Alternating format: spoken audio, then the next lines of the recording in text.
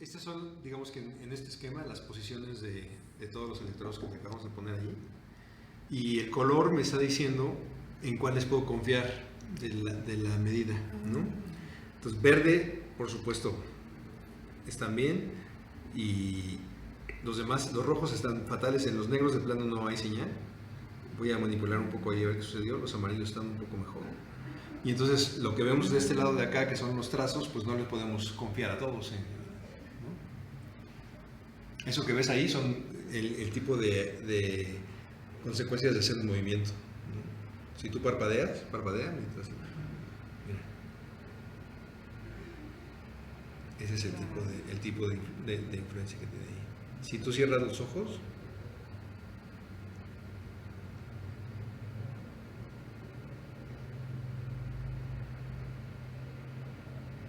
y los abres ahora, no lo vamos a alcanzar a ver bien todavía, tengo que manipular un poquito porque perdemos un poco de calidad de cómo cambia la velocidad de la oscilación en los trazos que están ahí.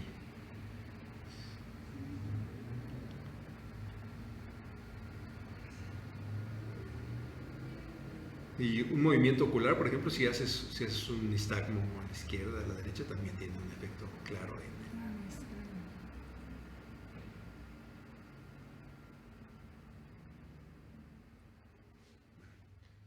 Del entorno contra una donde cancelas la entrada de la estimulación visual y el cerebro automáticamente entra en estos modos de oscilación de baja frecuencia, de gran amplitud y baja frecuencia, contra un modo de atención que sería este de acá. Parecería lo contrario. Sí, no, es al revés, ¿no? De hecho, cuando el cerebro está en más acción es cuando curiosamente se ve como si se apagara, ¿no? Mira.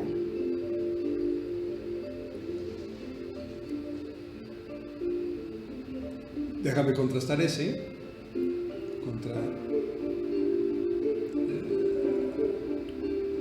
el controlito de regresar de visualización. Esta es la interfaz de esta aplicación. Entonces, el muñequito, como estás descubriendo, pues sigue a tus movimientos. Ahora, lo interesante del asunto es de que yo puedo controlar los parámetros de sensibilidad. Estas son las señales como que disparan, ¿no? Aquí hay un control que dice cada uno de estos fenómenos, cómo lo analizo y cómo lo controlo, ¿no? En todo caso. Y entonces esto quiere decir cuándo se dispara o en qué grado. Las escaleras más continuas, como una escalerita, dicen en qué grado se dispara cada una de esas señales y con eso controla los movimientos que estás haciendo ahí. Ahora, muy poco de esto es realmente eje, ¿no? Aquí está más bien interpretando lo que no es eje, toda la distorsión que generan tus movimientos y tus gestos. Es una salida distinta, ¿no? Es una manera indirecta de ver la actividad muscular de la cara traducida en movimientos. No es el eje, sino es lo que es el exceso de información en el eje el que está utilizándose en ese momento. Entonces, todos estos valores que estás viendo en las gráficas son los que se emiten en principio para mensajes OSC. Y eso es lo que va a agarrar Fabriz. Sí, serían ya cosas que están siendo procesadas aquí, ¿no? Claro. Pues, por ejemplo, si yo quisiera por ejemplo, hacer más sensible o menos sensible, no me acuerdo para dónde es esta cosa, vamos a hacerlo para este lado. Ahí está muy sensible el parpadeo, ¿no? Inclusive, o no sé si más bien está al revés, vamos a hacerlo para el otro lado. A ver si parpadeas ahora. Bueno, ahí le quité toda la sensibilidad al parpadeo, ¿no? Claro, ahí se mueve. Y esas son las cosas que hay que ajustar, pues, o que el moldeo se decida cuando pase de tal umbral. Claro, tal cual. Exacto, ¿no? Por supuesto, acá tenemos la posibilidad de generar archivos de entrenamiento, ¿no? Es lo que te digo que toma más tiempo. ¿Cómo se ve una cara neutral? Tal cual. Y entonces puedo adquirir datos de una cara neutral. Y así va, ¿no? 8 segundos. Y ese es el procedimiento básico. ¿no? Es más o menos la idea de lo que...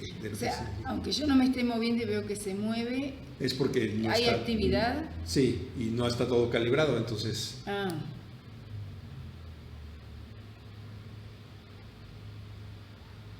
Ves que yo no estoy moviendo sí, la claro. boca. Entonces esos son los falsos de que no estás... no está interpretando correctamente las cosas, por eso es lo que toca. No es que, digamos, hay algún funcionamiento de los músculos de la boca aunque esté quieta. No es que esté habiendo funcionamiento, sino que está mal detectando, ¿no? Tienes que sonreír con el corazón. Hace así. Pero lo curioso ahí es de que nada más no perder de vista que no está realmente haciendo nada con el eje, ¿eh? Todo eso es consecuencia de los movimientos, ¿no? O sea, esto no es una interpretación del electroencefalograma, no, hombre, sería maravilloso que fuera, pero no.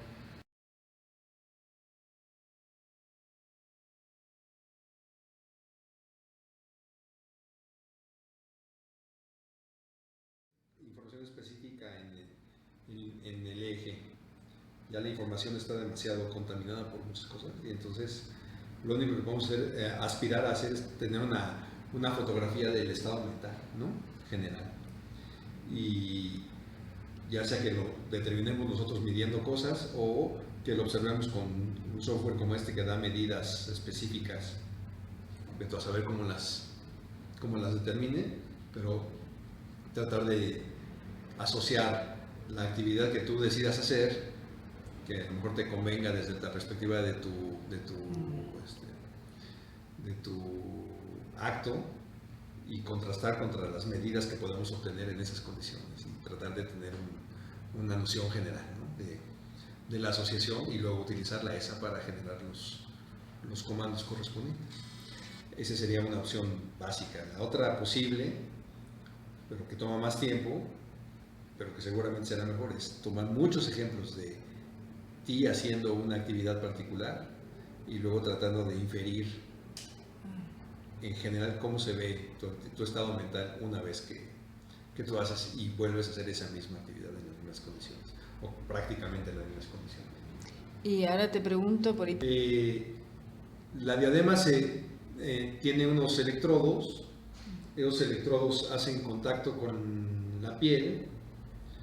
Vamos a poder medir aquí en la computadora que estén haciendo buen contacto con la piel, lo cual es un requisito, digamos, que hay que estarlo monitoreando. Si tú te das, por ejemplo, a media función, te das una vuelta y eso hace que se desconecte la diadema, se acabó el acto, ¿no? Entonces hay que estar prevenidos para saber cómo reaccionar si una circunstancia como esas puede ocurrir, o cómo prevenirla, quizá poniendo una red encima de la diadema, alguna cosa que asegure que no se pierde el contacto. Si el contacto está bien, uno recibe, en este caso, 13 señales diferentes de distintas posiciones del cerebro.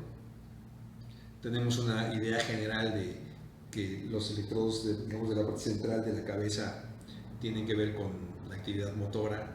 Tus decisiones se reflejarán más en la parte de los electrodos frontales y la parte sensora, digamos, primaria, más hacia lo temporal y lo occipital, ¿no? O sonido y vista. Entonces, desarrollando análisis sobre esas señales, uno puede llegar a conclusiones diferentes de lo que está sucediendo. El software encapsulado como el que tenemos aquí difícilmente en corto plazo nos puede dar información así de específica. Hay que escribir esas cosas, porque ahora lo que hace es que tiene algunos algoritmos con los que determina si estás relajado o si estás ansioso y cosas por el estilo bajo una perspectiva que desconocemos, ¿no? Entonces, pero ya con más control podríamos hacerlo nosotros en todo caso.